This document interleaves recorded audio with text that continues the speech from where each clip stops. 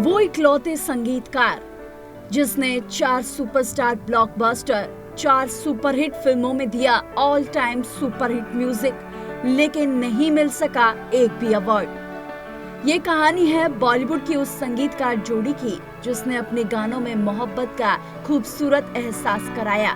90 के दशक में रोमांटिक गानों से एक नई गाथा लिखी, दिल का दर्द भी गानों में उतनी ही गहराई से जगाया, जिनका संगीत बहुत ही अलग था और सीधे दिल में उतर जाता था, जिन्होंने युवा पीढ़ी को प्यार करना सिखाया, जिन्होंने अपने करियर में 2 ऑल टाइम ब्लॉकबस्टर, 2 ब्लॉकबस्टर और 4 सुपरहिट फिल्मों में ऑल टाइम सुपरहिट म्यूजिक दिया।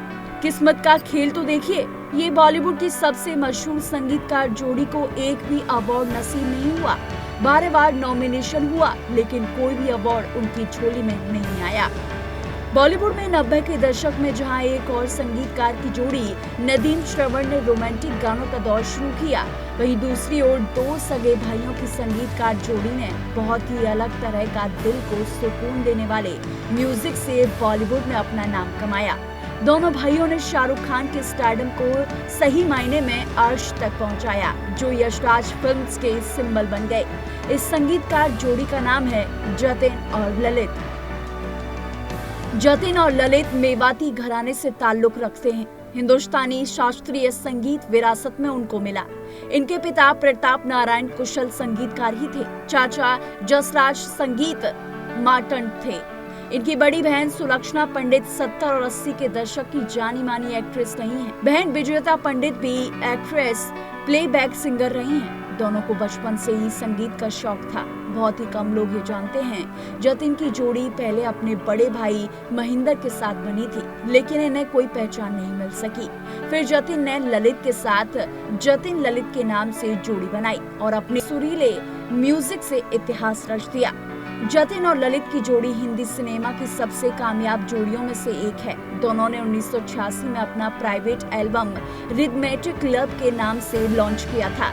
इस एल्बम के कई गाने आगे चलकर फिल्मों में यूज किए गए और बेहद पॉपुलर भी साबित हुए। दोनों भाइयों ने 1991 में यारा दिलदारा से अपने बॉलीवुड करियर की शुरुआत की थी। फिर जो जीता वही सिकंदर, पहला नशा, कभी हाँ कभी ना, राजू बन गया जेंटलमैन, खिलाड़ी जैसी कई सुपरहिट फिल्मों में म्यूजिक देकर इंडस्ट्री में नई पहचान बनाई। फिर दोनों ने वो कमाल कर दिखाया जो बहुत कम संगीतकार जोड़ियां कर पाती हैं। जो जीता वही सिकंदर का पहला नशा पहला खुमार सॉन्ग युवाओं के लिए एंथम बन गया था। इस गाने के लिए जतिन ललित को पहला फिल्म फेयर नॉमिनेशन मिला, लेकिन अवार्ड उनके हाथ नहीं लग पाया। जतिन ललित के म्यूजिक का अपना स्टाइल था जो नदीम श्रवण से बिल्कुल हटकर था। फिर दोनों के हाथ आदित्य चोपड़ा की फिल्म दिलवाले दुल्हनिया ले जाएंगे लगी। इस फिल्म के म्यूजिक ने इतिहास रच दिया।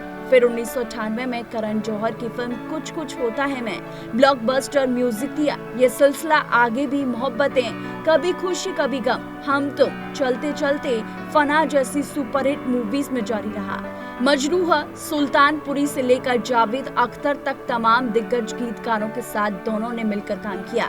गायकों में कुमार सानू, उदित नारायण, अलका ज्ञानिक और लता मंगेशकर के साथ इन्होंने खूब काम किया और खूब शोहरत भी पाई।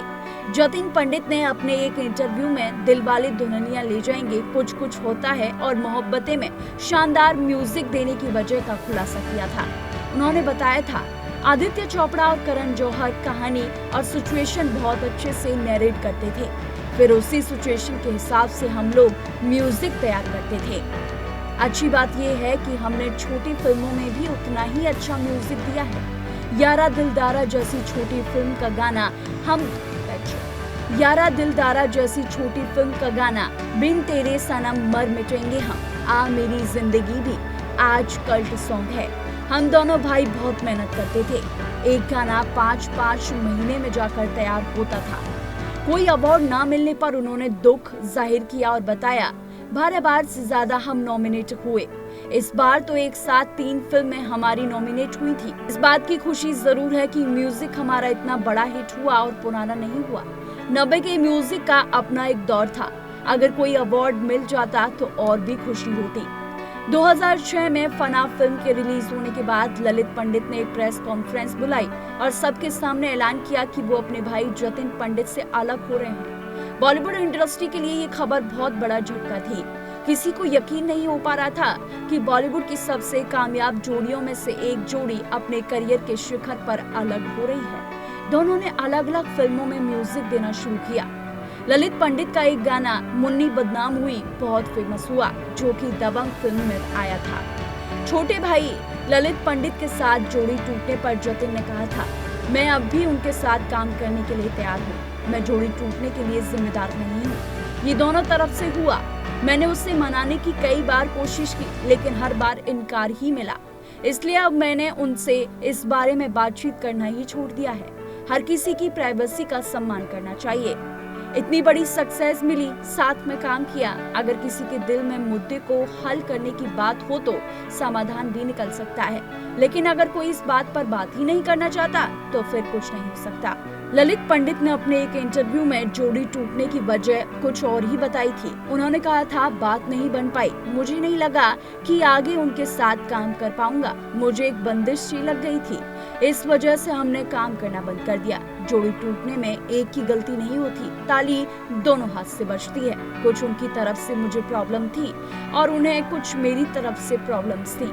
जतिन अमेरिका जाना चाहते थे और वो उनके लिए मना करते थे।